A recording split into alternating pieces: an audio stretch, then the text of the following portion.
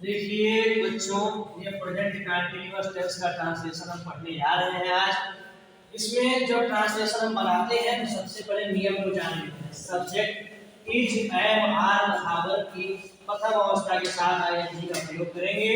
Object के साथ इस ट्रांसलेशन को बनाएंगे। सबसे पहला ट्रांसलेशन आपके सामने वहां दफ्तर जा रहा है। इसमें ही का मतलब वह, इसके साथ एक वचन कर्ता के साथ ही लगाएंगे। इसके साथ हम देखेंगे जो वर्ब है हमारा क्रिया की पहली अवस्था के साथ, जैसे जा रहा है कि अंग्रेजी होती है वो, इसके साथ आईएनजी का प्रयोग।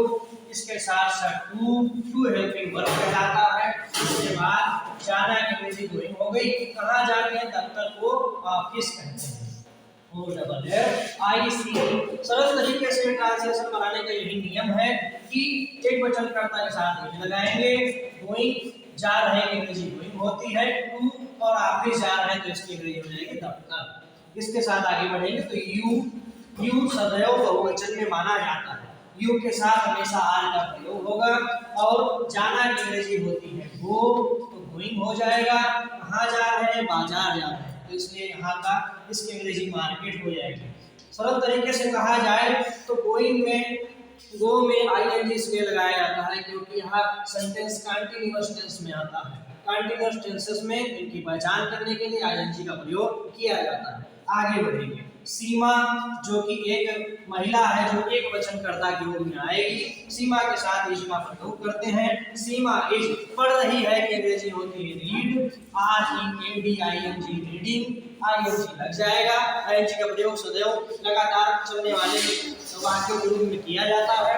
आईएनजी तो सीमा पुस्तक पढ़ रही है, सीमा इज रीडिंग, पुस्तक की अंग्रेजी बुक हो जाएगी। नियम अगर देखा जाए तो सीमा सब्जेक्ट, इसके साथ इज लगा।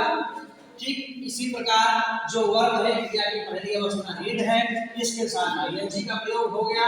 ठीक इसके पर आगे बढ़ेंगे तो जो ऑब्जेक्ट है यह कारक है, कारक हमारा बुक है, इसलिए बुक यहाँ पर लिखी गई है। सरल तरीके से ट्रांसलेशन बनाना सीखिए। आकाश, आकाश एक वचन में, आकाश इज इसलिए लगा क्योंकि एक वचन है। आकाश इज में पढ़ा रहा है, तो कक्षा में पढ़ा रहा की अंग्रेजी रीडिंग होगी, सॉरी टीचिंग होगी। TEACHING teaching. टीचिंग कहाँ पढ़ा रहे? कक्षा में, इन द क्लास, आकाश कक्षा में पढ़ा रहा है। राहुल, अगर हम आगे बढ़े तो आगे बढ़ने पर राहुल की अंग्रेजी लिखनी पड़ेगी हमें। राहुल इज जो कि एक अवस्था में है, तो राहुल इज क्रिकेट खेल रहा है। खेलने की अंग्रेजी होती है प्लेइंग, PLAYING प्लेइंग। क्या कर रहा है? क्रिकेट खेल। टू राहुल क्रिकेट खेल रहा है, Rahul is playing cricket, CRICKET। ठीक इसी प्रकार हम ट्रांसलेशन बनाने